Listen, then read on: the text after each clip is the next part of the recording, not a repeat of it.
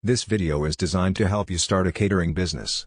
At the end of the video, you'll find a valuable gift. It's a catering business plan that you can download, and will lay down for you, step by step, everything you need to know to start a successful catering business of your own. If you are new to this channel, make sure to hit the subscribe button for more videos like this. First things first, take a good look at competitors in your area. If it helps, create a spreadsheet or document with the following: competitors' names, type of food, demographic, price, size of company. Next, try to evaluate whether there's demand in your area for another catering business, or indeed, if you're sufficiently different to make an impact. Talk to friends, use social media, and investigate launching surveys on sites like SurveyMonkey. Pick the right food. The food you serve will do more than just nourish. It will be your brand. Think of what you most like to eat and to prepare. You'll be preparing it a lot. Next, look at cost, both ingredients and labor. Vegetables are cheaper than meat, generally, but vegan food can take longer to prepare. Ideally, your product should be affordable to create, reasonably fast to mass produce, and look and taste great. Test the food. Recruit friends and family, ideally from the market you hope to sell to. Give them samples, and ask them questions on taste, visual appeal, price, and whether they'd recommend a company that provided this food. Find your niche. As well as the kind of food, think about where you feel most comfortable working. The latter will also be important when it comes to building business relationships, and even aspects like billing. Consider what kind of market you'd like to work in. Do you feel more comfortable at corporate events, funky product launches, people's homes, or kids' parties, to use just some examples? How big an order can you take initially? What qualities are most important to you in the food: taste, value, appearance, innovation, sophistication? Your product should be unique to the area you're working in, noticeably distinctive and a reflection of your own skills. Decide on a menu. Once you've decided on the cuisine type and demographic, a menu is next. This, of course, is something you'll eventually have to do anyway, but it's also an important psychological step to take. The catering business will feel more tangible when you'll put your first menu together. If possible, give customers as much choice as possible to choose from, both from a financial and culinary perspective. Most caterers have tiered offering, varying the price plans, offering discounts for bigger orders, and so on. Ingredients. After you create your menu, you'll have a better idea of the ingredients needed to prepare your food. When you first get your business off the ground, you may be able to get the ingredients you need by purchasing from a wholesale club in your area. However, as your business grows larger, and you have more events to cater, you'll want to purchase your ingredients from other sources. You can get fresh produce from local farmers. Start building these relationships by visiting your local farmers market. You can also build relationships with restaurant suppliers and food service vendors to purchase bulk ingredients at reduced prices. Food prep space. In many states, you will be unable to use a residential kitchen to prepare your food.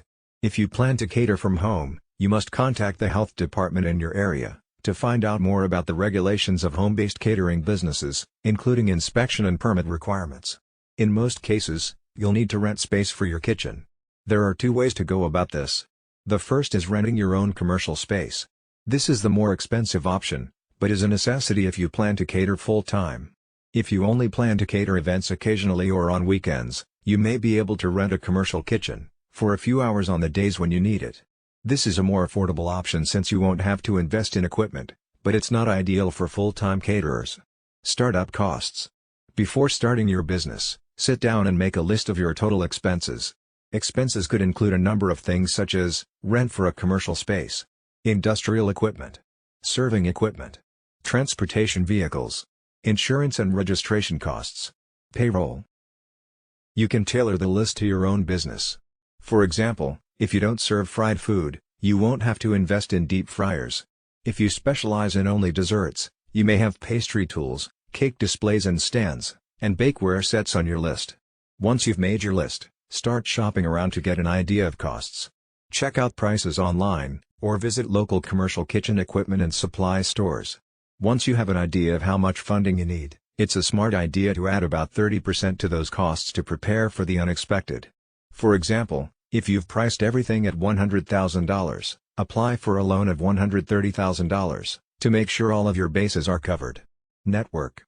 Follow companies on social media that you think would be interested in your services, especially if it has the potential for repeat business.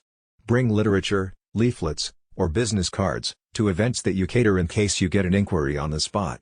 Ask around, spread the word, and invest in marketing.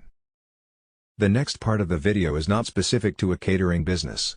Nevertheless, this knowledge is essential for success in the catering business, as well as in any other business. Ignore it at your own peril. Operating a successful catering business will depend on the following 4 conventions. 1. A practical plan, with a solid foundation. 2. Dedication, and willingness to sacrifice, to reach your goal. 3. Technical skills. 4. Basic knowledge of management, finance, record keeping and market analysis. As a new owner, you will need to master these skills and techniques if your business is to be successful. Finding a niche. Small businesses range in size from a manufacturer, with many employees, and millions of dollars in equipment, to the lone window washer, with a bucket and a sponge. Obviously, the knowledge and skills, required for these 2 extremes, are far apart, but for success they have one thing in common. Each has found a business niche, and is filling it. The most critical problems you will face, in your early planning, will be to find your niche, and determine the feasibility of your idea. Get into the right business at the right time, is very good advice, but following that advice may be difficult. Many entrepreneurs plunge into a business venture, so blinded by the dream, that they fail to thoroughly evaluate its potential. Is your business idea feasible? Before you invest time, effort, and money, the following exercise will help you separate sound ideas from those bearing a high potential for failure. Identify and briefly describe the business you plan to start.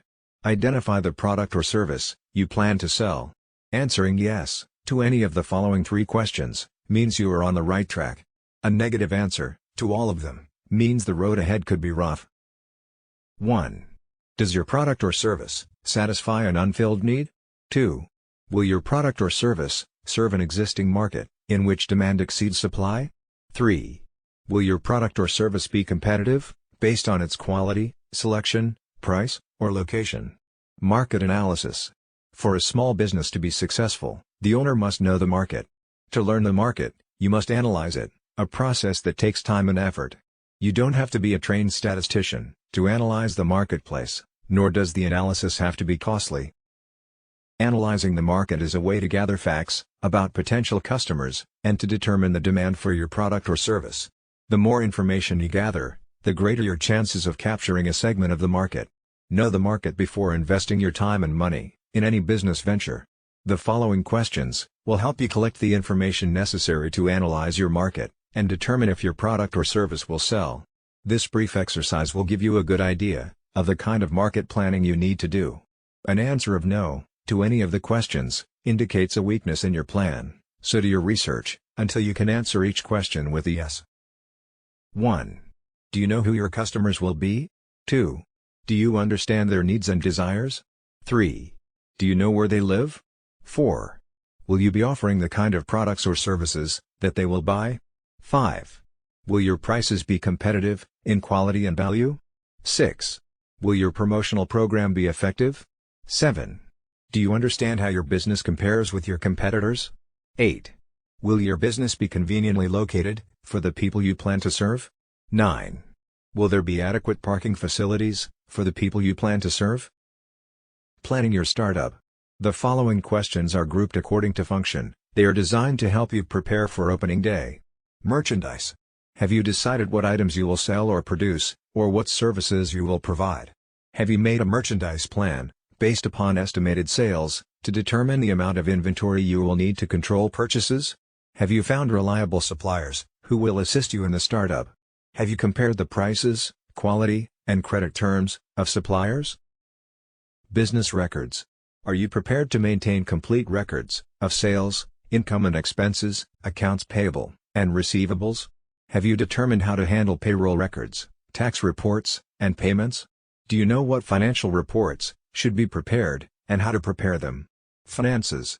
A large number of small businesses fail each year. There are a number of reasons for these failures, but one of the main reasons is insufficient funds. Too many entrepreneurs try to start and operate a business without sufficient capital, money.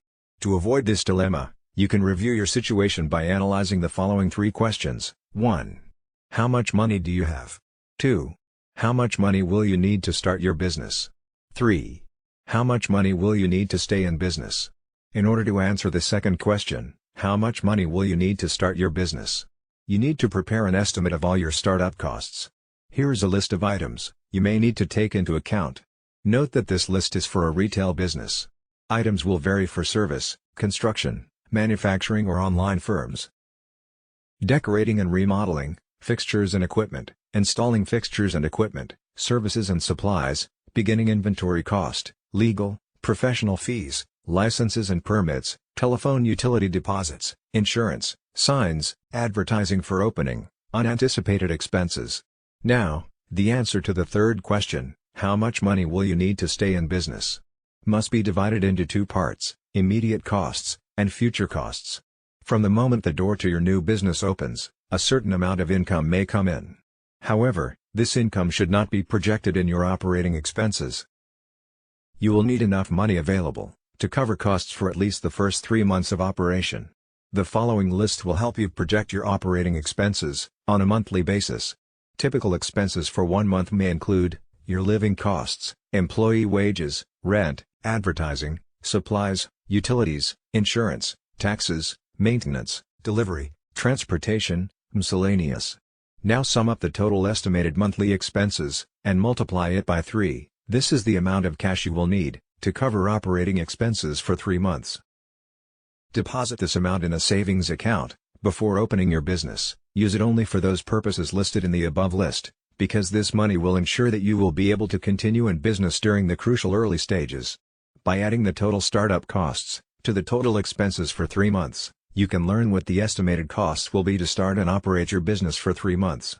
By subtracting the totals of the lists from the cash available, you can determine the amount of additional financing you may need, if any. Now you will need to estimate your operating expenses for the first year after startup.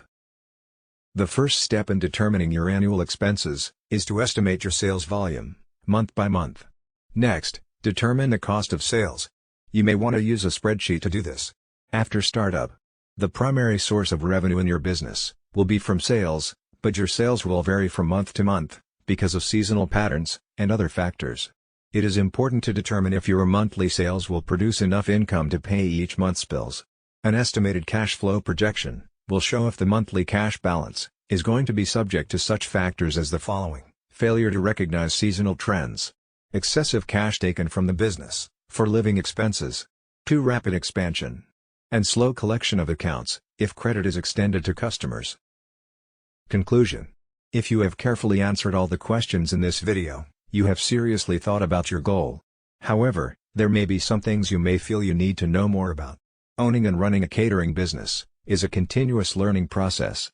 Research your idea, and do as much as you can yourself, but don't hesitate to seek help from people who can tell you what you need to know. As we conclude this video, it's time you get your free catering business plan gift. Go to the description below this video to get it now. It is completely free, no strings attached. Thanks for watching. If you enjoyed this video, please like and hit the subscribe button for more videos like this.